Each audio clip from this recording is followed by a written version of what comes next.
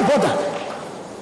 The power of the president of Nigeria is concentrated in a very sad interpretation of the power to look at the face of Pastor George. He looked like the person that would do well to own an oil block.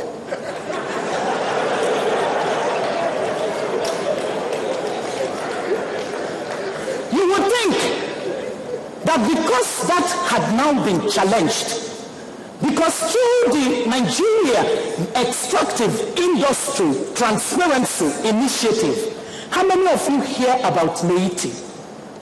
Through the Meiti Act, we simply removed that and stated in that act, which is the regulator, the agency of Meiti is the regulator of the sector. We stated that everything about solid minerals, everything, in fact, in the case of solid minerals, I had gone to the sector. So the first thing that I did was to simply take away the discretionary power of the minister to issue licenses, exploration license. I said to them, I said, you think that sitting to give license is what my contemporary in Peru is doing? No, that's not what sensible ministers around the world do. They don't waste their productivity on transaction. They spend their time and their effort on vision. They envision.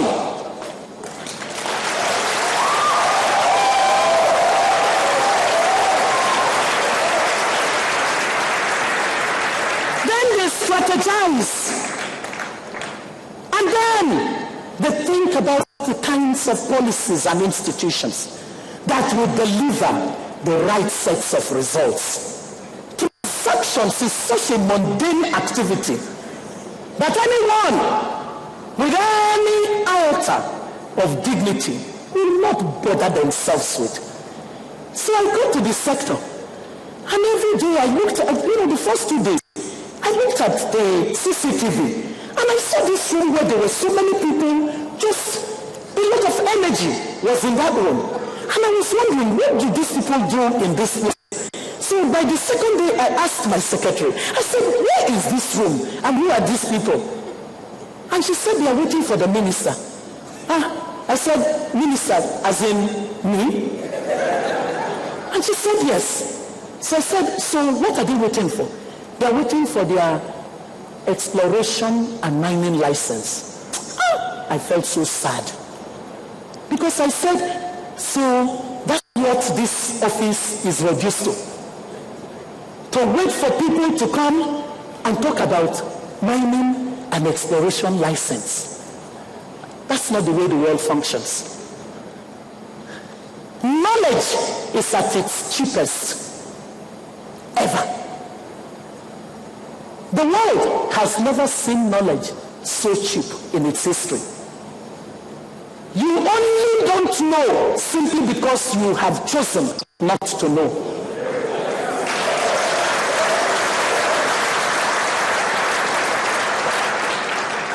So what did we do?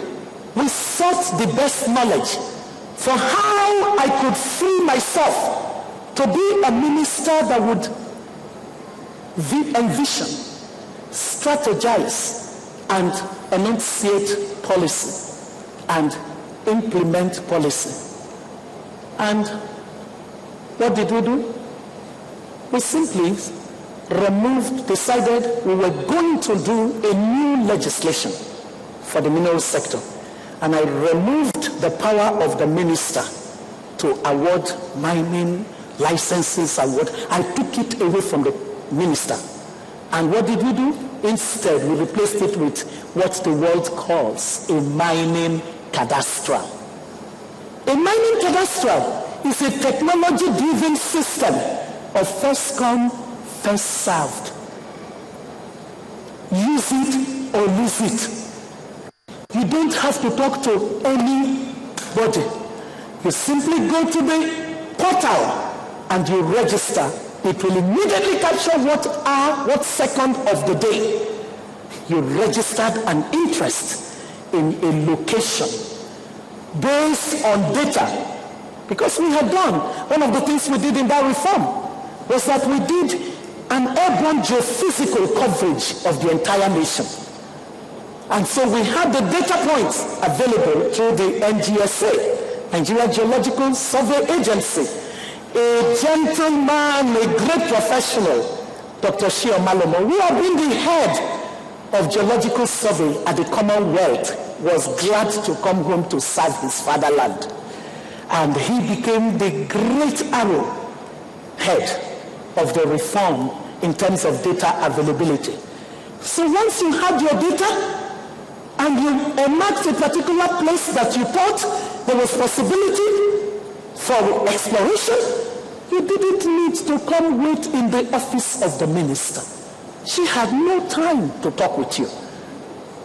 You simply went to the mining cadastral office, which we set up.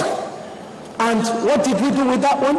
We brought the best person known as the best geologist in the field of gold expertise in West Africa, Professor Garuba.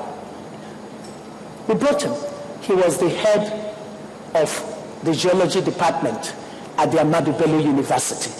He went to Madagascar, the first African country that had set up a similar platform for mining cadastral system. He went, learned everything possible to learn, and set up what is today a world-class mining cadastral system in this nation.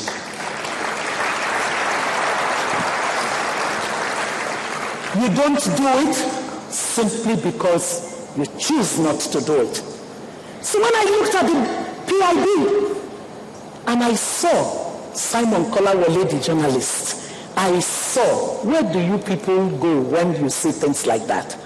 I saw that the same power of discretion of the president to award oil licenses was very well protected and retained in the PIB that is being celebrated by those who are the architects of the continuation of this country being held hostage to poor governance of the oil sector.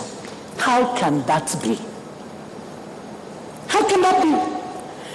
We are 52 years old. Ladies and gentlemen, you know, it was in April that I turned 50. So I said to my husband, it's like there are certain parts of my body now that don't function as they used to function in my 40s. And my husband said, 50 is not 40. Oh, Nigeria, 53 is not 3 years old. We can't repeat mistakes over and over and over again. All because we choose to not understand that good governance is the launch pad to greatness.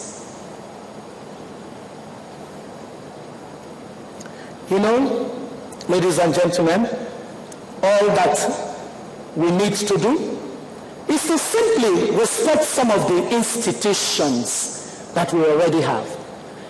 I hear Nigerians have this conversation where they say, it's not about the individual, it's about the institution.